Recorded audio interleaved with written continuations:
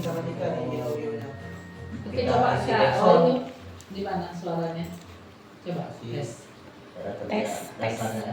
Coba lagi Kak. Tes. Oh, bukan di sini coba. Tes. Nah, di situ. Oke. Dokter. Tes 1 2. Nah, dokter lebih dekat harusnya. Oh, kurang deket ya. Oke. Tes 1 2. Oke. Nanti terasa aja kalau suaranya kecil dekat aja ya dok. Oke. Kalau di sini kita besarkan nanti swing. Siap, siap. Kayak mana nih? Sudah bisa dimulai. Tadi dia tapi Anggi call dulu sebentar ya. Karena tadi lagi acara si Rebo. Habis call. Baiklah, terima kasih Anda masih bersama Perumpat RRI Banda Aceh, siaran budaya Aceh, dan mudah-mudahan saya tetap menyenangkan, tetap bahagia walaupun dalam suasana hujan ya Wari ya. Baik Wari, si Rebo kami akhiri ya. Mudah-mudahan saja tadi sudah bisa tersimak ya apa yang harusnya dilakukan oleh orang tua, bagaimana mendidik anak untuk mempunyai jiwa sosial dan empatik. Baik, Wari, kini selanjutnya kita melangkah ke satu acara. Kami akan menghadirkan dialog ya, dialog untuk hari ini dengan kami berkaitan dengan Pekan ASI Sedunia.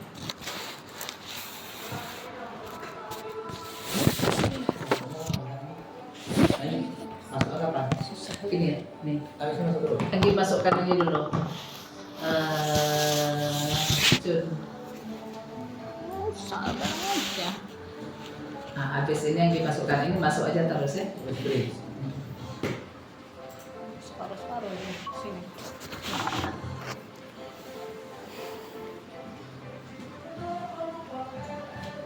Ini masuk.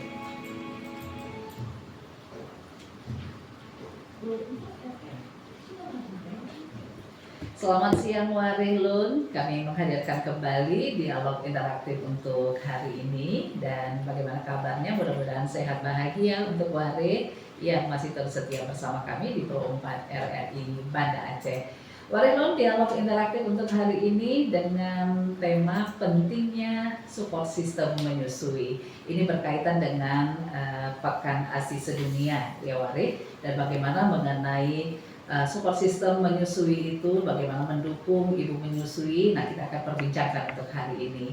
Anda bisa mendengarkan kami melalui FM 88,6 MHz dan juga bisa mendengarkan melalui AM 1251 kHz juga di RRI Digital ya Wari. Untuk Anda yang ingin menyaksikan langsung kami, Anda bisa juga menyaksikan melalui YouTube RRI Banda Aceh, RRI_Banda Aceh. Baik, dengan tema kita pentingnya support system menyusui, kami akan mengajak dua orang narasumber ini ya. Kalau mengenai menyusui tentunya kita hadirkan narasumbernya yang ibu-ibu ya. Narasumber kita yang pertama yang coba Anggi sapa ada Dr.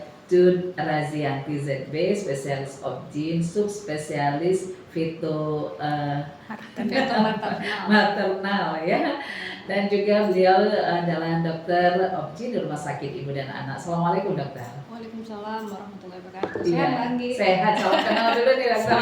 Salam kenal. Baru pertama kali kita berjumpa nih ya dok ya. Iya. Baik, narasumber yang kedua ada Dr. Wahyuni Kafida MA. Beliau selaku konselor Aceh Peduli ASI. Assalamualaikum Ibu Dr. Wahyuni. Waalaikumsalam Wahyu ya. Ini sering menyebutnya Wahyuni gitu. Rupanya Wahyu Kafida. Sehat ya Bu ya? Alhamdulillah. Udah lama juga nih nggak berjumpa dengan Benar. Dr. Udah Wahyu. lama sekali. Baik, ini kayaknya kegiatannya lagi sibuk-sibuknya nih Benar. ya. Nah, karena berkaitan dengan Pekan ASI Sedunia yang dilakoni terus, ini kegiatan yang luar biasa kalau kita lihat status-statusnya dari Ibu Wahyu. Masya Allah. Iya. Baik, Wari, nanti Anda bisa juga bergabung ya Wari ya di line telepon 005147055, juga bisa di 0812 6972881 untuk mengirimkan pesan WhatsApp-nya. Telepon juga bisa di 081167138886. Nah, Pekan ASI Sedunia. Pentingnya support system menyusui. Nah, ini kalau mendengar kalimat menyusui, pasti orang mengingat akan seorang ibu ya, dengan kebesaran Allah Subhanahu wa taala dengan kodrat seorang ibu yang menyusui tersebut ya. Tapi menyusui bukan hanya ya memang tugas ibu, tapi juga perlu adanya dukungan dari berbagai pihak ya dokter ya dan Bu Wahyu. Nah ini Anggi coba ke dokter Cut dulu ya, dokter Cut ini yang selalu dipastikan untuk menghadapi para pasien dengan ibu yang baru melahirkan dan juga menyusui. Nah ini bagaimana dokter melihat ibu-ibu sekarang ini dengan jiwa keibuannya? Apakah masih banyak ibu yang senang menyusui atau bagaimana ini dok? Ini berarti menanyakan tentang ini ya, pengalaman ya? Iya. Aduh, kalau dibilang dunia persilatan penyusuan itu banyak masalah. Banyak sekali masalah. Tapi kalau akhir-akhir ini sih dibandingkan dari awal-awal saya masuk Aceh Peduli ASI ya, tahun saya lupa ya sekitar 2017-2018 gitu. Itu masih belum terlalu banyak orang-orang yang aware terhadap ASI. Nah, tapi sejak saya masuk komunitas Aceh Peduli ASI, semakin sering kontak, semakin sering menemui orang-orang yang punya masalah ya. Menurut saya sih awareness terhadap ASI sudah mulai ada ya. Saya nggak bilang meningkat ya, mulai ada dan lebih aware, terutama Gen Z. Positifnya Gen Z adalah mereka lebih aware dengan meskipun TikTokan ya, tapi lebih aware terhadap sesuatu yang baru gitu. Tapi ada juga sih yang punya masalah dengan ASI itu sebahagian besar ya masalah keluarga, suami atau pengetahuan knowledge mengenai ASI. That's why makanya kita kemarin dengan tim Aceh Peduli ASI mengambil judul mengenai support system menyusui ya, Kak Wahyu ya. Benar. Dan harapan kita kenapa support system tuh menurut kita sangat penting sekali karena nggak bisa sekedar mengerti, memahami dan tahu tentang ASI. Kalaupun misalnya si ibu nih paham, dia pengen kali tentang ASI, lah suaminya nggak ngedukung, sekedar cuman ya udah ASI aja. Terakhir misalnya untuk kebanyakan pasien saya itu tinggal di rumah mertua, kemudian bayinya merengek nangis gitu, terus tiba-tiba mertua bilang udah pakai support aja. Nah itu susah itu apalagi sulit. Nah itu butuh komunikasi, konseling, nggak bisa sendiri, harus bersama-sama memahami, mengerti, baru keberhasilan menyusui itu bisa tercapai ya Kak Wahyu ya. Begitu sih. Jadi karena memang sudah diberikan ASI, bayi menangis dikirain mertua tadi lapar ya. Udahlah. tunggu ibunya lagi, belum lagi ibunya mungkin lagi capek, stres, kelelahan, capek lu menyusui itu. Dan dokter, kalau misalnya seorang ibu dia ingin menyusui tapi selalu tidak sabar dengan kondisi yang mungkin ASI yang dengan alasan ASI kurang. Nah ini bagaimana dokter? Sebenarnya bagaimana itu ya? Memastikan produksi ASI itu cukup untuk bayi. Nah itu ya, penting sekali mengetahui produksi ASI cukup. Dengan cara untuk make sure, pertama pastikan supaya bayi akan terus ASI. Setiap dia sesuai demand, kapan dia butuhkan itu akan ASI terus. Teratur, definisi teratur itu bisa 8-12 kali per hari, itu dulu. Nah kemudian selain ASI, kemudian kita pastikan perlekatan sama posisi itu juga knowledge, ilmu yang sering kita gembar-gemborkan, ilmu sepele, simple, penting sekali. Karena itu udah sampai merembet ke masalah kemana-mana gitu, posisi perlekatan. Kemudian ketiga, lihat, karena kalau posisi perlekatannya bagus, bayinya juga nyaman. Nah yang paling penting terakhir, kalau misalnya asupannya oke, minumnya oke, frekuensinya oke, lihat outputnya. Biasanya kalau dokter anak lihat tuh popoknya, kencingnya basah nggak. Kalau misalnya basah 6-8 kali itu udah oke lah. Gitu. Jadi di situ dilihat ya. Kalau misalnya basah pokoknya itu 6-8 kali berarti standar, dia sudah standar cukup lah minumnya. Cukup ya. Kan artinya kan di ASI itu untuk mempertahankan hidrasi, selain juga vitamin, mikronutrien dan lain-lain juga banyak di dalamnya. Kan sumber energi yang utama ya. Iya. Baik, terima kasih dokter. Iya, mudah-mudahan semakin banyak ibu yang memang bertanggung jawab, senang untuk menyusui anaknya ya. Dokter Wahyu, ini Dokter Wahyu selaku konselor ya Aceh Peduli ASI. Nah, ini mengapa diberikan ASI? Ya. Terima kasih Kak Anggi. Senang sekali hari ini saya bisa berhadir di acara Sirebuh ya. Iya. Menyapa Syedaralun yang sedang mendengarkan RRI Pro 4. Nah, mengapa sih anak itu perlu diberikan ASI? Bukan support ya, apalagi pisang ya dokter ya. Nah itu masalah ya. Kalau udah dikasih pisang udah. Nah, ASI itu banyak mengandung protein di dalamnya, lemak juga ada di dalam ASI. Nah, lemak di dalam kandungan ASI itu berbeda dengan lemak yang dihasilkan dari susu sapi atau susu-susu formula. Kemudian ASI itu juga dia akan mencukupi kebutuhan si bayi. Nah, tadi kan ada dari segi popok ya, Kak Cut ya. Nah, ini selain itu kita juga melihat dari grafik berat badan bayi ketika ditimbang. Jadi setiap bulan itu bertambah. Yang paling banyak bertambah itu di 6 bulan pertama. Ada sekitar 300, 400, 500, setengah kilo, kemudian akan disesuaikan dengan grafik yang diberikan oleh KMS. Nah, ASI itu banyak mengandung tadi apa yang dibutuhkan oleh si bayi. Kemudian mudah dicerna oleh oleh lambung bayi. Nah, jadi karena memang Allah menciptakan ASI itu bukan hanya dari zaman sekarang ini. Malahan di dalam Al-Quran itu sudah disebutkan bahwa Nabi Musa itu juga menyusui pada ibunya.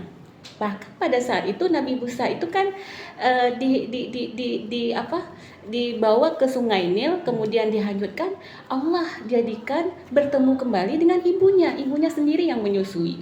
Kemudian pada masa Nabi Muhammad juga menyusui pada ibunya dan ibu susunya. Nah, bagaimana dengan kita?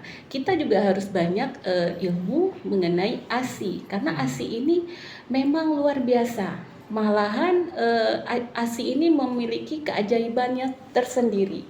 Nah, gitu Kak Anggi mengenai ASI ini. Keajaiban tersendiri. Iya, benar. Luar biasa ya. Memang inilah kodrat seorang ibu ya yang dijadikan Allah Subhanahu wa taala begitu ya. Tadi berarti memang harus ya. Ini hampir seperti wajib gitu ya. Benar. Apalagi kalau memungkinkan ya. Dan dokter, apa sebenarnya kandungan ASI eksplosif ini? Manfaatnya bagaimana? Ya, untuk manfaat banyak sekali ya. Mulai tadi kan Kak Wahyu juga udah ngomong ya. Secara garis besar sebenarnya untuk manfaat kandungannya dulu ya. Kandungan dari makronutrien yang tadi yang dibilang sama Kak Wahyu. Makronutrien itu apa? Protein, karbohidrat, lemak. Ada tuh semua di dalamnya. Lengkap. Kemudian vitamin apa aja? Vitamin A, D, E, K. Itu semua ada. Adik biasanya kita gitu. Adik Dan B kompleks. Nah, itu juga komplit. Kemudian mineral, besi di situ nggak bakal kurang anemi kok anaknya. Ada besi, ada fosfor, ada kalsium di situ untuk pertumbuhan. Apalagi antibodi untuk mempertahankan, melindungi bayi itu dari infeksi. Terus apalagi yang lain, ada hormon, ada enzim untuk membantu pencernaan, ada faktor-faktor pertumbuhan, terutama ya untuk karena kebetulan saya juga obgyn ya, untuk pasien-pasien yang seperti prematur atau bayi-bayi yang pertumbuhan janin terhambat atau bayi-bayi yang bermasalah, itu akan sangat-sangat membantu dengan memberikan makanan pertama ASI pada ibunya. Itu akan sangat membantu. Saya nggak bilang itu pasti sembuh atau bagaimana, kan kita tergantung lagi ya penyebab masalah bayi itu apa, tapi mostly insya Allah akan bermanfaat. Toh juga Allah juga sudah menjelaskan dalam Al-Quran kalau itu akan bermanfaat ya untuk bayinya itu. Dan manfaat itu secara garis besar adalah untuk tumbuh kembang dan perkembangan dari otak bayi itu secara keseluruhan, dan itu sangat penting. Jadi nggak ada ruginya kan, udah murah, meriah. Ada di tempat mudah, nggak perlu ngeluarin duit. Itu pernah kita dulu hitung-hitung ya, satu susu itu berapaan? 50.000 ya. Satu susu 50.000, anggap aja kalau bayinya udah growth spurt itu bakal nyusu terus tuh berapa kotak tuh? Dulu saya pernah ngitung-ngitung tuh, sehari misalnya anggap 3 kotak misalnya setahun, itu Iya. bisa sampai 7 jutaan loh. Benar. 7 juta mending pakai buat makan-makan bareng keluarga atau keluar Yang negeri lain, kan? atau refreshing Ah. atau nginep di mana dibandingkan toh juga nggak ada ruginya. Betul. Secara juga dari penelitian kalau kita menggunakan juga selain ASI tentunya ya, misalnya kecuali saya nggak bilang nggak harus misalnya sulfur ya, mungkin ada beberapa bayi yang memang ada something bermasalah, itu kita skip ya, hal-hal yang Yeah. seperti itu. Maksudnya kalau emang bayinya baik, toh kenapa nggak dikasih ASI aja, nggak ada ruginya juga Iya, gitu. iya. Itu sih intinya Tapi sih pada seperti itu. dasarnya pada prinsipnya di awal bayi memang Perlu gitu ya. Perlu Nanti sekali. berdasarkan perjalanan mungkin ada kendala-kendala tertentu itu di luar hal itu. Iya di ya. luar hari itu, Oke. cuman intinya sih ya, bagus banget. Dan Baik. itu mengurangi resiko morbiditas ya kalau istilah kita dalam medis, artinya si bayi yang dari awal yang menggunakan ASI dengan si bayi yang dari awal menggunakan sulfur, ternyata dari penelitian bayi yang menggunakan sulfur lebih banyak sering masuk rumah sakit dibandingkan bayi yang menggunakan ASI. Benar. Itu pengaruh apa itu tadi, Dok? Awal kali ASINya ada Iya. kolostrum itu. Iya, semua kan. Semua ya, ASI itu definisi kolostrum yang pertama, Betul. eksklusif sampai 6 Iya, bulan. 6 bulan. Itu ada hal-hal yang seperti itu. Bukan berarti harus sampai 6 bulan, kan enggak juga. Setelah itu kan ada makanan tambahan sampai 2 tahun, ya hal-hal yang kayak gitulah. Dan itu benar. Jadi kebanyakan udah ada penelitian bahkan dari WHO. Jadi kebanyakan bayi mencret. Masalah dia bahasanya diare ya, Diare, biar lebih iya. sopan sih. Kebiasaan. Misalnya diare gitu. Atau pneumonia, Betul, infeksi betul. paru. Itu Iya. sering bolak-balik gitu. Kembali lagi deh, coba dilihat bayinya. Kira-kira saya berikan ASI dari awal nggak? Atau saya gunain dari awal sulfur nggak? Kalau memang iya, toh kan udah terjadi. Artinya apa? Maksud kita ini untuk penyuluhan atau memberikan informasi adalah memberikan artinya si ibu ini lebih aware, coba deh anak kedua lebih baik lagi. Kita nggak bisa mundur ke belakang, nggak bisa. Yang kita lakukan ya maju, Iya. positive thinking, berusaha yang terbaik. Toh anak juga investasi masa depan Betul. kan, nggak ada yang ruginya Iya. juga ya Kak Wayu ya, Benar, Bu benar. Anggi ya. Baik. Ya. Dokter kita coba undang dulu Kak Wayu, pendengar kita mungkin ada yang ingin bergabung. Silakan ya Wari, mungkin ada yang ingin Anda tanyakan bagaimana ini mengenai pentingnya support system menyusui. Kami tunggu Anda di line telepon 0651470055 dan juga 081167138886 ya. Juga bisa kirimkan pesan WhatsApp Anda di 0812 69728881 dengan Dr. Jud Razianti dan juga Dr. Wahyuni Kafidah. Ya, ini Ibu Wayu selaku konselor ASI ini ya, kan ini menghadapi yang di lapangan juga gitu ya, apalagi di dalam konseling ini, apa permasalahan yang dihadapi saat Ibu Wahyu menghadapi orang memberikan konseling sebagai konseling ini, apa yang dihadapi? Ya, baik, terima kasih Saudara Lun. Selama saya menjadi konselor di Aceh Peduli ASI, kebetulan saya juga di divisi konselingnya. Yang kita hadapi ada 2 faktor. Ada faktor internal dan ada faktor eksternal. Yeah. Nah, kalau dari faktor internal ini sendiri, misalnya itu pelekatan kurang bagus. Ini maksud pelekatan itu bagaimana nih? Perlu dijelaskan. Iya. Namanya pelekatan itu maksudnya posisi bayi atau bagaimana? Posisi bayi Ketika Posisi bayi saat menyusui. saat menyusui. menyusui ya. Jadi pelekatan itu sangat penting. Jadi posisi bayi ketika menghisap susu ibu itu harus sesuai dengan yang seharusnya. Kalau tidak sesuai, maka ini akan mengakibatkan puting sering lecet. Oke. Nah, kenapa puting lecet? Karena pelekatannya tidak bagus. Ketika puting si ibu lecet, dia akan merasa perih. Ketika perih, dia akan enggan, aduh sakit. Jadi enggan memberikan ASI. Nah, rupanya saya juga punya pengalaman nih sebelum jadi konselor ASI. Rupanya ketika salah pelekatan itu, kita baguskan pelekatan. Ketika sudah bagus pelekatan, insya Allah puting itu tidak akan lecet. Nah, kemudian faktor lainnya adalah ibu sering emosional. Kenapa emosional? Karena dia merasa tidak didukung. Ya Kak Capek Cuda, ya. capek, Iya, letih, stres. 24 jam Iya, bersama iya. bayi, Iya. bahkan bisa jadi baby blues. Baby blues, betul. Iya. Karena kenapa? Suami sibuk di warung kopi, mohon maaf ya suami-suami. Iya, iya. Kemudian mertua menjas. Iya. Menjas kenapa? Kata-kata yang dikeluarkan itu adalah kata-kata yang tidak positif. Ya mungkin bukan semua ya. Iya, Ini kan nggak ada semua. beberapa kasus, kebetulan kasus case tertentu ya. Iya, Kalau betul, ya, betul. case Iya. tertentu. Kemudian dia bergadang 24 jam Benar, bersama bayi. iya. Seharusnya ini ada memang keluarga-keluarga yang pro. Suaminya itu memberikan waktu setelah bekerja, memberikan waktu untuk si istri. Malamnya ketika istri istirahat, suaminya membantu.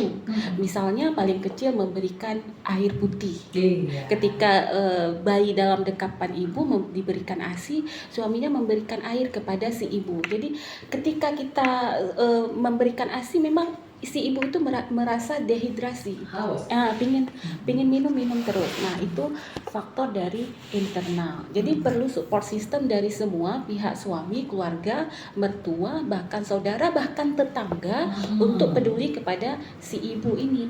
Kemudian faktor yang kedua adalah faktor eksternal tadi, ya. Bayi menangis. Itu saya pernah dapatin juga, ya. Bayi menangis seharusnya memang bagus menangis itu di usia satu hari, 2 Iya. hari, 3 hari. Iya. Tapi ada tetangga sebelah yang memang dia menjenguk cucunya, dia yang heboh. Nangis terus. Nggak dikasih apa-apa. Iya, nggak dikasih apa-apa, jok ibu teh akhirnya.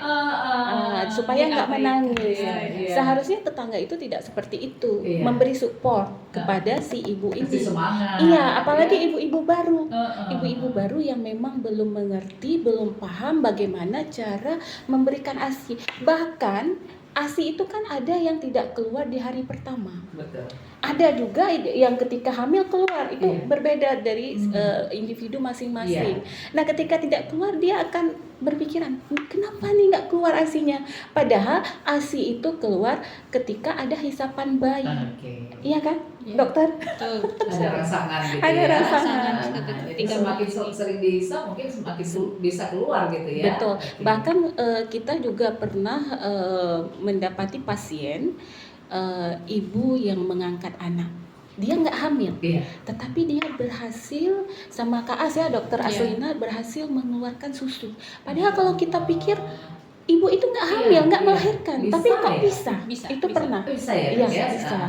Iya, kita juga sudah ini berarti perkembangan teknologi ya bisa gitu ya, pengetahuan ya. Nah, jadi berarti banyak permasalahan seperti itu ya. Jadi banyak yang masih banyak juga ibu dengan berbagai alasannya yang tidak mau memberikan ASI ya.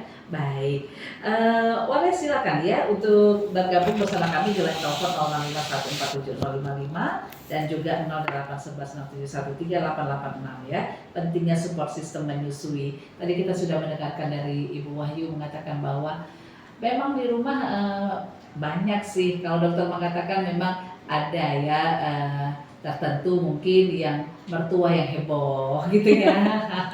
Apalagi dengan pengalaman yang mungkin pengetahuan masih ilmu lama ya dokter ya. Iya, betul sekali. Kebetulan kemarin ada kasus, tadi gara-gara Kak Wahyu ngomongin masalah bayi menangis, baru aja kemarin kasus ibu baru, jadi belum punya pengalaman sama sekali, belum ada informasi, cuma sedikit lah. Artinya salah satunya itu bayi menangis terus. Nah, terus kenapa ya bayi saya dok itu kok kayaknya tuh tidak nyaman terus, dia nangis terus. Terus saya nanya, nangis terus diapain? Saya kasih susu dok, saya kasih susu dok, saya kasih ASI dok. Benar dikasih ASI? Iya. Jadi maksudnya setiap bayi menangis dikasih ASI. Terus dia bilang, iya soalnya kalau kita taruh tangan di bibir itu akan menggap-menggap.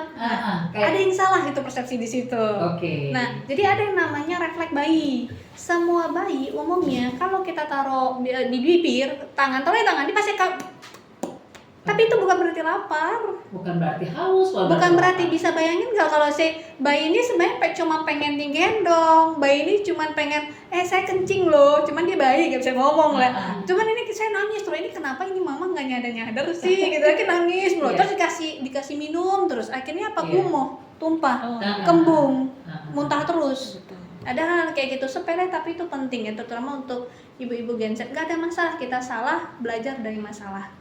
Jadi hal-hal itu kan sepele ya, Betul, Kak Anggi ya. betul. Nangis, berarti lapar, salah. Ada tanda-tanda bayi lapar. Salah satunya, misalnya coba lihat bayi bunda deh, bayi bunda di rumah. Kalau misalnya dia nangis tapi tangannya di apa ini namanya? Dikepalkan. Nah, dikepal-kepalin. Terus Kepal kuat. di kepalnya kayak gini nih, gitu. gelisah keringat. Oh, Ini keringat dingin. Nah, itu lapar. oh iya. Itu lapar. Bukan ngasih ke bibir. Kok kasih bibir ya bayi kan? Bereaksi dia. Bereaksi itu refleks. Refleks. Bukan lapar. Sepele ya. Tapi itu penting ya. Ini baru kebetulan kemarin baru ada pasien di poli. Saya baru iya gitu. Baru saya kasih tahu. Baru itu umumnya tuh begitu dikasih begitu nih. Ini haus nih. Ini anaknya haus. Bisa banget. bayangin nggak bayinya Ya nggak Allah. lapar dikasih terus, apa yang terjadi untuk bayinya? Gumok. Gumuk, penuh kan, keluar Benar, terus. benar. Dan itu secara tidak langsung juga mengajarkan bayi itu secara mental kurang baik ya, gitu ya. Kurang baik maksudnya dia senjatanya jadi ada begitu ya. Oke. Baik.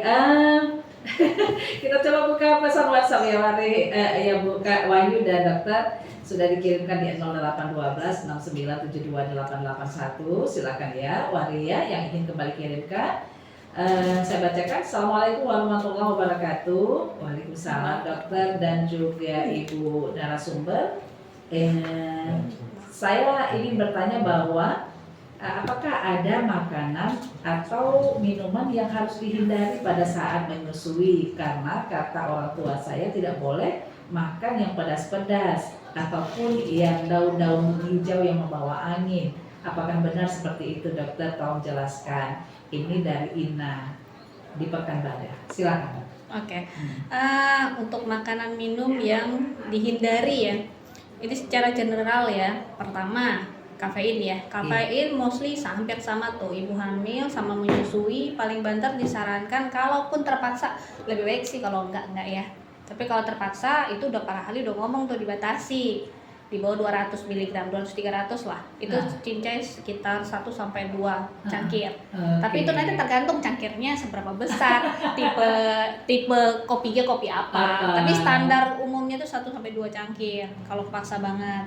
Kemudian di alkohol pasti enggak lah ya. Kalau makanan alergi, nah itu coba dilihat ibunya ada bawaan alergi enggak. Kalau ibunya ada bawaan alergi, coba diminimalisir dah buat anaknya, karena itu akan mempengaruhi juga ke arah ASI juga. Pasti enggak, cuman kan yang lebih tahu bayi kan si mamahnya, bundanya. Itu lebih baik kalau misalnya nih kebanyakan kalau misalnya alergi ya mending dihindarin. Atau makanan-makanan yang gas. Ya makanan gas itu tadi kan katanya ada yang kembung seperti sayuran hijau kayaknya daun ubi gitu, brokoli, ubi, itu mending dikurangin lah. Gas, pengawet, MSG ya seperti itulah. Yang sebaiknya kalau misalnya dia suka sayur apa? Sebenarnya gini, kalau kita bilang nggak boleh makan AB kan terlalu terlalu naif ya kayaknya ya. Nanti jangan sampai saya bilang nggak boleh ini itu nggak mau makan. Poinnya ada sebenarnya itu adalah makanan-makanan kayak sayur yang bergas itu kayak brokoli, kubis atau kacang itu kebanyakan beberapa orang bisa membuat kembung. Tapi itu tergantung masing-masing kasus, masing-masing orang kan punya daya tahan beda. Nah terus caranya gimana? Saya biasanya kacang nggak ada masalah. Nah pada saat itu mungkin pada saat makannya lambungnya udah bener nih. Artinya apa? Dia udah makan nasi, lambungnya nggak ada iritasi, asapnya nggak tinggi. Ya makan kayak gitu harusnya meminimal efek dong, nggak bakal sampai kembung sekali. Tapi kalau misalnya makannya pada saat perut kosong atau pada saat itu asam lambungnya lagi tinggi ditambah dengan itu jeger, gitu kan intinya. Jadi lihat kondisi. Yang tadi saya sebutkan adalah secara umumnya. Pasti bunda-bunda seperti itu jawabannya ya kembali lagi ke bunda nih, karena masing-masing orang kan beda efeknya. Saya sama Kak Anggi kan beda. Saya senang pedas. Levelnya level 4. Kak Anggi mungkin level 7. Enggak. Mungkin. Kan ada orang level seperti itu. Nah, terus ada Kak Wahyu cuma level 1. Kata Kak Wahyu makanannya pedas banget. Nah, itu kan beda lagi nih. Jadi kembali lagi ya, tergantung masing-masing orang. Maksud saya lebih bijak Betul. dalam memilih Betul. makanan. Iya. Itu secara umumnya ya Bun, tapi lebih bijak lah. Dan begitu pun mungkin memahami tubuh kita ya, dok Ya, ya. itu. Yang paling memahami tubuh kita bukan dokter, Kita sendiri. tapi kita sendiri. Iya. Ada satu saya selalu bilang sama pasien saya ya, jadi ada satu kuadran. Kuadran itu adalah untuk mengenali diri sendiri. Ada yang Kak Anggi tahu, saya nggak tahu. Kita misalnya bayinya bermasalah ya, Kak Anggi nggak tahu, saya nggak tahu. Kak Anggi punya anak nih, bayi bermasalah tapi nggak sadar. Akhirnya apa? Buruk masalahnya ke bayinya. Siapa yang bisa bantu? Nggak ada. Nah, ada yang Kak Anggi tahu, saya nggak tahu. Kalau Kak Anggi tahu bayi Kak Anggi bermasalah, Kak Anggi akan cari saya. Dok, konsul dong dok, saya bisa bantu. Ada yang saya tahu, Kak Anggi nggak tahu di mana, di praktek, di rumah sakit. Saya cek. Ini kayaknya bayi bermasalah loh Kak Anggi. Oke, kita kasih obat nih. Oh gitu ya dok. Oke. Nah, yang paling baik adalah Kak Anggi tahu, lebih aware, dan saya tahu, jadi bisa memberikan saling masukan. Oke, ini seperti ini. Coba deh, itu akan lebih impact-nya akan lebih besar. Dan itu berlaku terhadap semua masalah. Mau itu masalah ASI, mau masalah pasien, mau masalah apapun dalam hidup kita. Ya. Nah, yang paling susah itu Kak Anggi nggak tahu, saya nggak tahu. Itu masalah. Kita cari pihak ketiga itu. Kak Wahyu. Pihak ketiga. Konselor. Tapi sebenarnya kita di ASC Peduli ASI semuanya konselor sih rata-rata. Termasuk saya juga konselor ASI. Iya. Emang Aceh Peduli ASI ini memang sangat berkontribusi gitu ya untuk membuat masyarakat atau ibu-ibu lebih aware ya, awareness, dan bukan hanya ibu gitu tadi ya. Kak Wahyu, kembali kepada Kak Wahyu nih, mengenai Kak Wahyu kan sebagai konselor juga ini ya. Layanan yang diberikan oleh Aceh Peduli ASI ini apa saja gitu ya? Oke, baik. Terima kasih Kak Anggi. Jadi di Aceh Peduli ASI ini berdirinya dari 2016. Pada saat itu gubernurnya Pak Dr. Zaini. Nah, kemudian sampai hari ini sudah berusia 9 tahun. Baru kemarin. Ngajak-ngajak ultahnya ya. Ultahnya by sosmed tadi. Nah, jadi ada beberapa layanan yang diberikan. Jadi dari tahun pertama hingga tahun 9 ini ada perjalanan waktu, dan kita terus mengevaluasi diri apa yang kita berikan kepada masyarakat. Nah, yang kita berikan itu adalah yang pertama ada home visit. Jadi konselor Aceh Peduli ASI datang ke rumah pasien untuk memberikan konseling. Kemudian ada yang kedua hospital visit. Jadi kita juga membuka layanan berkunjung ke rumah sakit untuk mengunjungi ibu-ibu yang memerlukan konseling. Kemudian yang ketiga ada telemedicine. Jadi kita memberikan layanan melalui WA, Telegram untuk menjawab pertanyaan-pertanyaan pasien yang dibutuhkan. Kemudian yang keempat kita ada pasien dan konselor bertemu di klinik PKBI di depan Hotel Hermes Aceh. Jadi kita buat jadwal di situ, pasien ke situ, kita akan memberikan layanan baik kelas itu kayak kelas khusus, kita membantu pasien itu memberitahu bahwa bagaimana pelekatan yang baik. Nah, itu layanan yang diberikan. Nggak ada syarat-syarat tertentu itu? Syaratnya harus Banda Aceh dan Aceh Besar yang gitu ya. Oh, itu dia bilang syaratnya dan ketentuan berlaku. Iya, benar. Harus ibu menyusui. Harus ibu menyusui. Biar bisa dikasih konseling kelas. Jadi belum boleh ya kalau misalnya ibu itu belum menyusui, apakah dia ingin belajar dulu? Ada tuh Kak. Bisa. Itu kita biasanya ada kelas juga, kelas ibu hamil. Jadi di situ kita ajarkan kode cara-cara ya, bukan kode ya. Cuman kayaknya sih memang lebih ngefek kalau dibawa bayi langsung. Iya. Jadi train langsung dibanding kadang-kadang kalau orang hamil sekedar kita kasih informasi. Bukan semacam konsol, informasi yang dia harus tahu. Dan sebenarnya informasi itu juga biasanya kami dari dokter objin yang konselor ASI atau yang pro ASI itu akan memberikan informasi kayak konseling. Kapan misalnya contoh, misalnya ibu-ibu hamil yang usianya sekitar misalnya 6-7 bulan. Nah, udah bisa tuh banyak makan protein tuh. Betul. Untuk apa? Untuk pembentukan ASI. Iya. Kemudian udah mencapai mau cukup bulan nih. Nah, udah bisa tuh dikasih tahu, Bu, nanti pada saat lahiran kami akan melakukan namanya IMD, Bu, inisiasi menyusui dini.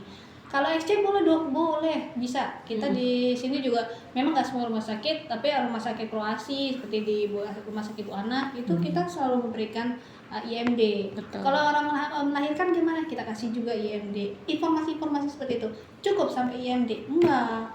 Juga kan ada namanya 10 keberhasilan menyusui ya. Betul. Itu bahkan sampai seminggu, 2 minggu, sampai sebulan. Nah, cuman itu dia tuh susah ya, sulit. Itu yang sulit untuk langsung terjun ke masyarakat tuh agak sulit. Makanya kita butuh komunitas seperti ini. Misalnya kalau ada pasien-pasien nih saya biasa tolong titip ini pasien ini nih mau ada konseling home care ke rumah, tolong diliatin, bisa gitu. Makanya perlu sekali seperti komunitas menyusui ini ya. Jadi di APA ini karena ada tim konselor juga, ada sip-sipan, bisa home care. Jadi saya bisa titip ini pasien ini pengen nih di home care kan. Oh iya, kita ke sana gitu. Jadi seperti yang misalnya tadi Bu Wahyu kan home visit. Iya. Ini menelpon dulu, meminta dulu gitu ya. Benar. Jadi dengan satu permasalahan tertentu atau memang dia ingin aja datang ke rumah gitu kan, boleh. Ya, biasanya ada yang DM ke Instagram Aceh Peduli ASI. Jadi ada juga yang kita ada layanan kontak melalui WhatsApp. Dia akan membuat pesan. Saya ada permasalahannya ini. Yang seringnya itu adalah bingung puting. Itu bagaimana tuh bingung? Bingung puting itu karena anaknya sering diberikan ASI atau susu formula melalui DOT. Jadi ketika sudah biasa dengan DOT itu akan bingung putingnya yang mana, dan hisapannya tentu berbeda antara diputing dengan DOT. DOT itu kan nggak memerlukan usaha, ya airnya langsung keluar. Tapi kalau diputing dia perlu membuka mulut kemudian menghisap. Jadi ada gerakan-gerakan dari otot wajah itu membantu otot wajah tuh untuk berkembang. Gitu. Jadi membantu sih sebenarnya itu. Jadi baik sekali ya kalau misalnya dari awal memang sudah ada pengetahuan lah bagi si ibu, lancar-lancar aja kayaknya. Insya Allah ya. Baik, ada lagi satu pertanyaan tapi ini kayak agak-agak ke arah mau bertukar pikiran, tapi nggak apa-apa ya dok, kita bacakan aja ya. Pikirannya jangan ditukar, diskusi aja. Kalau pikiran itu kan berbahaya. Saya punya pikiran sendiri, punya pikiran sendiri. Nggak nemu. Silakan Kak Indi. Baik. Ada pertanyaannya. Assalamualaikum dokter, narasumber Ibu Wahyu dan Kak Anggi. Waalaikumsalam warahmatullahi wabarakatuh. Saya pernah memiliki bayi. Ini udah lama berarti kalau pernah ya. Tapi selalu berhadapan dengan mertua katanya, dengan pengetahuan mertua, lagi-lagi mertua, dengan pengetahuan mertua yang minim tentang kesehatan. Dan juga saya merasa tidak didukung oleh suami saat menyusui. Perasaan sedih sekali rasanya. Apakah karena perasaan sedih itu ASI saya tidak keluar? Dan bagaimana bagaimana meyakinkan ataupun mengajak suami agar paham bahwa ibu menyusui itu perlu perhatian? Adakah caranya dokter dan narasumber? dari Ratna di Samahani dok. Iya. Untuk Bunda Ratna, apa kabar? Sehat ya? Mudah-mudahan sehat. Oke. Ya. Jadi kalau dibilang kalau kita capek, terlalu sedih, bisa nggak menghentikan ASI? Jawabannya bisa. Bisa. Nah, stres itu bisa menghambat untuk hormon prolaktin untuk keluar. Bisa. Nah, kalau misalnya kondisi seperti Bunda ini terus terang sulit memang. Sulit kita untuk mencapai solusi, apalagi kalau Bunda cuma sendiri di dalam satu lingkungan. Berarti butuh orang luar. Kalau saran saya sih yang lebih efektif, bukan berarti mungkin keluarga kurang informasi ya, terutama suami atau mertua ya. bawa aja ke dokter anak yang proasi, yang konselor ASI, atau mungkin kalau ke dokter objin soalnya udah lahir ya. Atau ke konselor menyusui. Oke. Jadi paling baik itu adalah untuk memberikan informasi konseling pada saat bareng-bareng, rame-rame, jangan sendiri. Kalau sendiri nanti si bunda itu ngejelasin sama suaminya, persepsinya jadi beda. Ya. Atau nanti suaminya menjelaskan kepada orang tuanya jadi beda. Jadi mending harus ada orang luar tapi yang dipercaya ya, yang di believe ya. Biasanya paling dekat mereka tuh ke bidan. Bidan Iya, bidan paling dekat sama bidan. Iya. Tapi bukan berarti sama bidan nggak boleh. Kalau bidannya konselor sih nggak ada masalah. Atau mungkin cari bantuan yang bisa, misalnya memang orang konselorasi memang bisa hubungin ke komunitas menyusui nanti kita akan memberikan rekom. Oke, ini masalahnya ini apa bayi misalnya usia berapa nih, 6 bulan. Oke, kita rekom ke dokter anak yang konselasi karena kami juga punya dokter anak gitu ya. Nanti dia yang akan konseling. Memang harus bareng-bareng, nggak bisa sendiri itu sulit. Harus keluar dulu dari wilayah itu. Kalau mau memperbaiki sesuatu masalah, jangan berada di dalam. Kalau berada di dalam tuh ribet. Jadi keluar dulu. Nah, tapi syaratnya satu, mertua sama suami harus mau mendengarkan dan menerima open minded. Itu dulu. Ikut apa itu enggak dulu. ini? Ikut. Tapi kan syaratnya pastikan sama bunda, suami sama mertua itu open, maksud saya tuh open minded, mau nerima informasi yang diberikan itu dulu. Kak Anggi. Kalau dari awal udah denial suami, terus mertua udah denial, terus dipaksa konseling, akhirnya nggak akan ada manfaat, nggak akan maksimal. Itulah fungsinya support system. Betul. Jadi harus mau terima dulu. Kalau suaminya sudah mau, oke lah kita lihat nanti dia udah dapat beliefnya, si mertua dapat beliefnya, si bundanya sudah dapat beliefnya, itu akan impactnya lebih kuat. Begitu datang ke dokter tinggal selesai. Nah, kita tinggal bantuin. Kita nggak mungkin bisa bantuin orang, kita ngajarin dia untuk melakukan sesuatu, sedang orangnya nggak mau. Itu sulit, itu masalah apapun itu. Gitu ya Kak Wahyu ya. Ada tambahan? Ya, saya lebih kepada Bunda Ratna mungkin bisa buka surat Al-Baqarah itu ayat terakhir. La yukallifullahu nafsan illa wus'aha. Nah, kenapa saya ingin menyebutkan ayat Al-Qur'an? Kalau dia sendiri tidak mau merubah, maka orang lain nggak akan merubahnya. Jadi untuk ayah, untuk kakek, nenek harus pro ASI dan lihatlah Al-Quran, jangan lihat yang lain. Ini Allah Subhanahu wa Ta'ala sendiri yang berfirman bahwa berilah susuilah anakmu sebagai si ibunya, sedangkan si ayahnya itu memberi nafkah dan memberi kasih sayang. Kak Cut ya, jangan ada di warung kopi Kak Cut.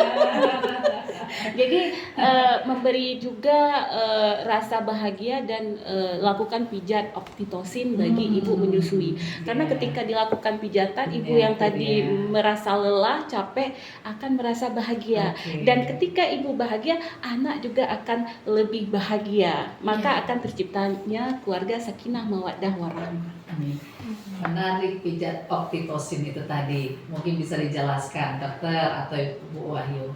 Silakan, Kak saya. Cut. Nah, pijat oksitosin itu sebenarnya gampang sih, nggak sulit-sulit sekali.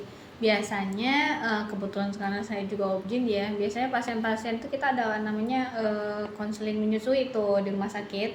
Nah, biasanya itu harus ada suaminya. Jadi ibunya sama suaminya itu dipijat di belakang, di punggung. Sesuai searah tulang belakang. Nanti ada itunya, terserah mau menekan, mau mutar atau kayak gini. Itu sejajar sampai ke arah sejajar sama payudara. Dari atas ya. Dari atas pelan-pelan ya sampai sejajar payudara. Nah, itu terus-menerus dilakukan sama siapa? Suami. Sambil ngapain? Fokus sama itu aja? Enggak, sambil ngajak ngobrol. Biar nggak stres ibunya. Lah iya, ngapain fokusin? Sambil ngobrol gimana? Jadi gitu kan Sebenarnya kalau terus terang ya namanya cewek, kasih perhatian sedikit aja udah tuh selesai masalah. Iya. Iya. Senggol aja sebenarnya. Kenapa dia sedih, sensitif? Orang lagi orang lagi baru lahiran ya, hormonnya kan nggak seimbang, sensitif, sering nangis. Saya butuh yang paling penting itu adalah apa? Suami dulu. Suami nge-backup. Ingat loh, suami itu dia apa ya? Meminta kalau suami sudah ambil jadi istri gitu ya, cewek jadi istri, dia tanggung jawab penuh loh terhadap istri itu. Jadi harus benar-benar itu bahagian dari tanggung jawab kan. Tanggung jawab suami, disenengin, dibahagiakan. Harus sama duitnya jawaban enggak. Cuma gak sulit juga kalau nggak ada duit ya. Cuman artinya kan dibahagiakan ya, happy ya, happy, dibuat senang, bukan hanya duit. Itu ada di bahasanya tuh. Apaan? Duit adalah segala-galanya. Segalanya butuh duit. Segala-galanya butuh duit. Tapi nggak segala-galanya bisa dengan duit. Contohnya kesehatan. Kalau kita mau bayar ratusan juta untuk pernafasan, lebih enak, lebih nyaman yang seperti saat kita sekarang ini. Kemudian Kak Cut menyambung yang oksitosin tadi, nggak selama 1 jam diberikan. Dia cukup 5 menit. Itu adalah support system membantu ibu yang membuat ibu merasa tidak sendirian, ya. Itu makanya sambil ngobrol. Ya, betul. Sebenarnya nggak 5 menit itu kan cuma sekedar biar mau lah ya. Tapi poinnya sebenarnya mau 5 menit, 10 menit. Sejam juga nggak apa-apa. Perhatian. Jangan merasa dia sendiri, dia capek sendiri. Tujuannya gitu kan itu sebenarnya. Dia temenin. Cara namanya ibu menyusui itu cuma pengen temenin suaminya aja. Apalagi gimana kabarnya? Saya masih kecil. Apalagi disuapin ya. Karena disuapin biasanya di acara aja ya, di acara walimah. Seharusnya setiap hari apalagi lagi menyusui. Iya. Itu lebih baik ya. Dan kapan Ibu Ratna disamani, mudah-mudahan sudah semangat ya. Semangat ya Bunda Ratna bisa kok, insya Allah kok. Namanya juga nama pengalaman, setiap masalah pasti ada solusi asal mau dicari ya. Ikhtiar ya. Nah, ini ada lagi masalah dengan ibu bekerja, ya, ibu yang bekerja di luar rumah, memberikan nasi ini bagaimana, rasa sulit, bagaimana nih sebaiknya Bu Ayu? Ya, jadi ibu bekerja biasa kan ada cuti ya. Cuti 3 bulan. Malahan dulu 2016 itu Pak Dr. Zaini ada di khususnya Aceh mencanangkan ya 6 bulan. Ya. Tapi walaupun belum berhasil sampai sekarang. Sebenarnya di tempat kerja itu kita harus atasan harus tahu masalah ini, jadi mendukung. Ibu itu perlu ruang waktu untuk memerah asinya. Kemudian dia tidak diberikan beban yang berlebihan. Kemudian teman-teman kerja itu harus support juga, mengetahui bahwa ini ibu hamil, ibu menyusui, harus diberikan ruang. Kemudian ruang laktasi ini penting. Ya, jangan nanti memerah ASI seperti kemarin dijelaskan ada memerah ASI itu di musola atau bahkan di kamar mandi. Ini sangat miris ya. Jadi kita semua harus paham. Ingat, kita semua lahir dari seorang ibu, laki-laki dan perempuan. Jadi hargailah ibu yang sedang hamil dan juga sedang menyusui. Ini untuk apa? Ini untuk generasi kita loh. Estafet tangan kita kan nggak selamanya seperti ini. Kita akan mengalami masa tua atau bahkan kita tidak ada lagi di dunia ini. Jadi harus ada generasi penerus yang generasi itu cerdas dengan ASI, bukan dengan support. Kemudian pemberian ASI lagi tadi menambah bonding antara ibu dan anak. Kasih sayang itu sangat luar biasa. Coba bayangkan kita kasih susu formula, dia akan sayang kepada siapa? Iya. Apalagi nanti ketika diberikan ASI, mata bayi itu menatap ibunya. Nah, itu yang saya rasakan sendiri. Jadi terharu kalau kita melihat bayi yang baru lahir, polos, tidak berdosa itu ya. Jadi ada bonding ya? Ada bonding gitu ya. Baik, kita coba terima telepon dulu. Halo, assalamualaikum. Dengan ibu siapa? Di mana ibu? Iya. Baik, silakan Bu Nurlaini. Waalaikumsalam. Warahmatullahi wabarakatuh.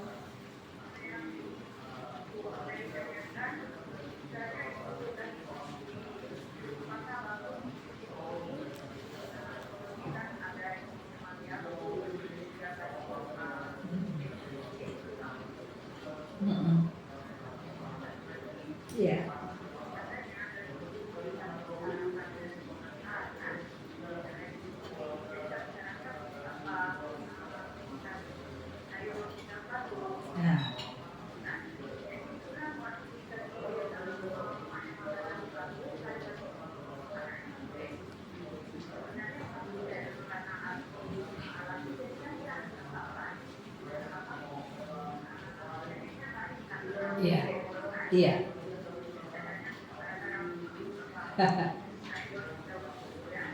Apakah benar seperti itu gitu Usia ya, Bu ya? berapa anaknya? Usia berapa Kak Eli?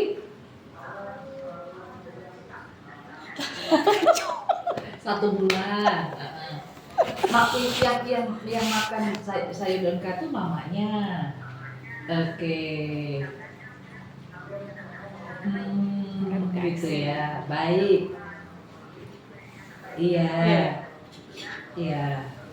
Baik. Iya. Terima kasih.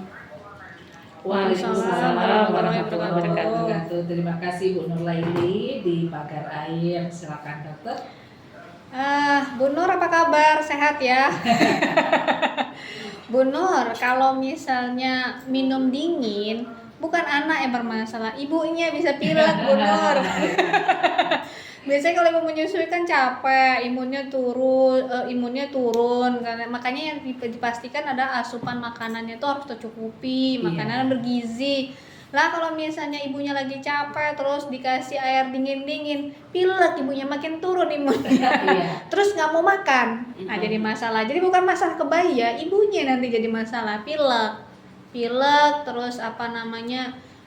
Batuk pilek itu udah mengganggu sekali ya. Dia tidak menyebabkan anaknya jadi batuk. Ibunya yang bermasalah. Cuman kalau ibunya batuk kan nular ke anak juga. Langsung cepat gitu ya. Ya, jadi jangan beda cara ininya ya, bukan kasih. Ya. Nah, kalau daun katuk sebenarnya nggak ada masalah. Kalau makan mah nggak makan aja. Tapi bukan daun katuk yang buat anak mencret. Oke. Coba lihat mencretnya tuh gimana sih? Definisi mencret gimana? Bentukan, konsistensi, frekuensi mencretnya. Dan kalau anak 1 bulan, kalau dia ASI tok beneran ASI ya, itu biasanya akan lembek kayak mencret. Asem, warna kuning. Hati-hati, jangan-jangan bukan mencret. Kalau bener mencret itu dilihat lagi frekuensinya tuh sering sekali, hampir sering setiap kali bener-bener air dan ibu dan bayinya sudah lemes. Nah, kalau bayinya lemes itu kalau saran saya langsung ke dokter spesialis anak aja ya, langsung diperiksakan. Kalau ragu langsung periksakan aja deh Bu Nur ya, untuk kondisi yang tadi ya.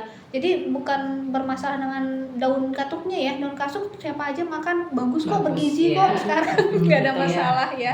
Ya, jadi paling itu Kak. Baik, demikian ya Bu Nur Laili, jadi nggak ada masalah ya, hindari aja lah minum dingin supaya ibu jangan batuk, jangan pilek ya. Jadi masalah. Oke. Baik, dokter sebenarnya ibu-ibu yang memang memberikan ASI nanti kadang-kadang ini udah sekian bulan udah bisa diberikan makanan MPASI. Usia berapa yang paling memungkinkan dan paling aman itu? 6 bulan. 6 bulan. Ya? 6 bulan. Kalau misalnya kurang dari situ tidak baik.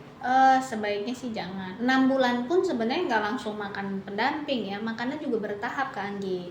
Bertahap tuh dalam arti kenalin dulu makanannya tuh yang halus-halus dulu, terus makannya masih bentukan frekuensi yang kecil sedikit-sedikit dulu. Jadi juga nggak dikasih langsung makanan pendamping jeger, nggak juga, pelan-pelan dulu. Terus lihat reaksi bayinya. Sebenarnya itu kan adalah waktu untuk si bayi melihat kemampuan dia dalam menerima makanan. Nah, disitulah butuhnya observer dari siapa, ibunya. Jadi bayi belajar mengunyah, bayi belajar menelan, itu butuh waktu gitu. Lebih baik sih 6 bulan ke atas ya, karena dia itu diharapkan sudah bisa menerima. Diharapkan menerima juga kita lihat juga anak kita mampu nggak dia menerima pelan-pelan dan butuh kesabaran sih. Kalau misalnya ASINya memang masih sangat memungkinkan dan ibu pun memang sangat memungkinkan untuk memberikan ASI, boleh kan di atas 6 bulan? Boleh, kan ASI terus. Benar, ya? Cuman kebutuhannya nggak 100%. Baik. Sebenarnya sudah di sesi terakhir, tapi coba kita terima penelpon satu lagi. Halo, assalamualaikum. Dengan siapa Pak? Pak Isan di Padang Tinggi, silakan. Aduh, kita udah mau tutup nih, Isan. Udah mau tutup toko, nggak apa-apa, silakan. Iya.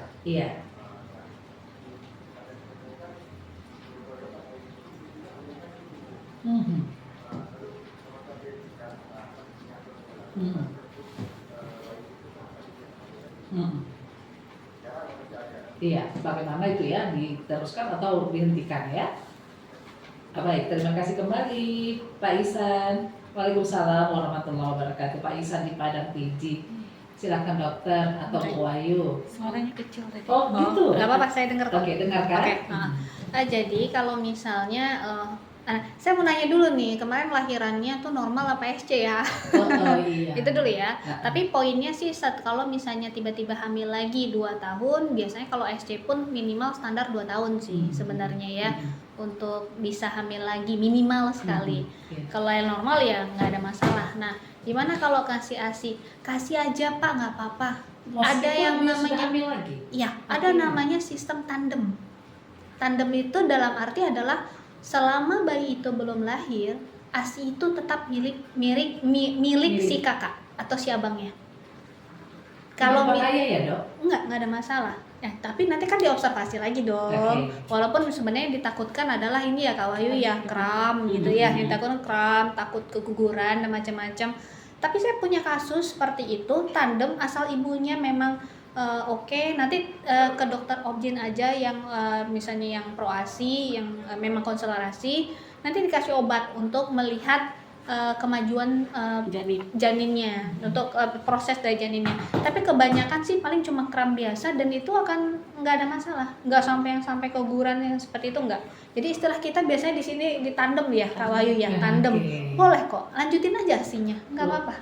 Cuman nanti tetap dievaluasi, diobservasi. Kalau ada misalnya keluhan yang kira-kira tidak nyaman, boleh nanti dikonsulkan ke dokter obgyn yang konselerasi ya Pak Iksan ya Pak Iksan ya. Semoga bisa membantu menjawab ya Pak Iksan, bermanfaat. Jadi boleh diteruskan tapi observasi juga. Ya. Lihat ya, karena banyak juga yang mengatakan bahwa anaknya yang menyusui itu jadi gampang sakit. Nah, takut. Nah, ini boleh salah tadi takut ya. Ini kan takut ya. Di tengah masyarakat banyak takut nanti anaknya jadi sakit. Ada istilah mengisap darah si adik, karena sudah tadi hamil lagi gitu. Gila, istilah-istilah ini masih pandangan lama sebenarnya Dok. Tapi kalau udah 2 tahun kayaknya udah cukup ya. Kalau udah 2 tahun kayaknya udah cukup sih.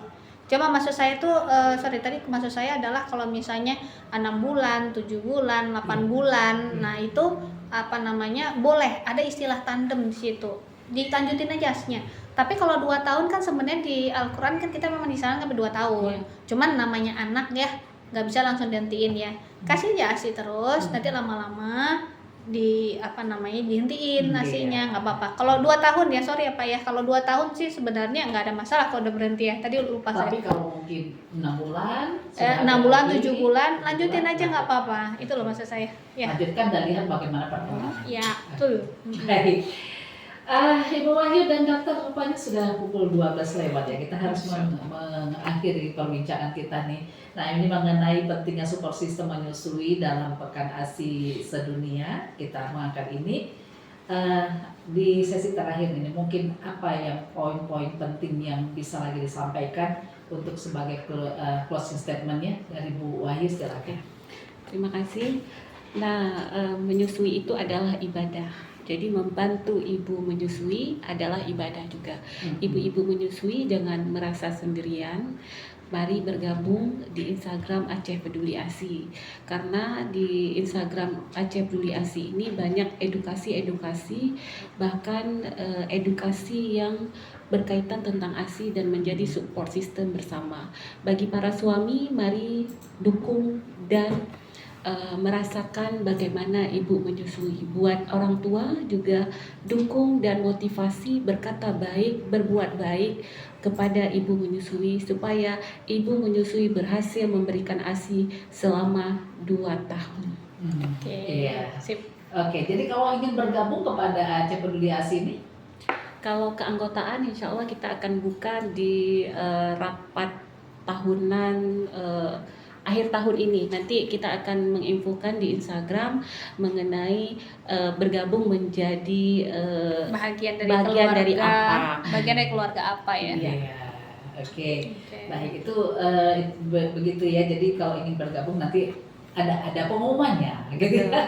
Dokter silakan dokter. Mungkin ada yang ingin bisa sudah cukup ya menurut saya. Yang intinya sih untuk ibu yang menyusui, untuk suami, untuk keluarga, untuk tetangga, semuanya saling mendukung, dan untuk ibu selamat mengasihi. Iya, selamat mengasihi. Terima kasih banyak dokter dan juga Bu Wahyu untuk perbincangan hari ini, dan sangat penting dan banyak sekali tadi ilmu yang sudah didapatkan. Semoga bermanfaat untuk kita semua, untuk pendengar setia yang terus setia bersama Pro4 RRI Banda Aceh yang bergabung tadi ataupun yang tetap setia ya. Terima kasih untuk semuanya. Sampai jumpa lagi di lain waktu dan kesempatan. Saya Anggi pamit dan seluruh kerabat kerja yang bertugas untuk hari ini. Wassalamualaikum warahmatullahi wabarakatuh. Waalaikumsalam warahmatullahi wabarakatuh. Terima kasih Kak Anggi. Terima kasih kembali.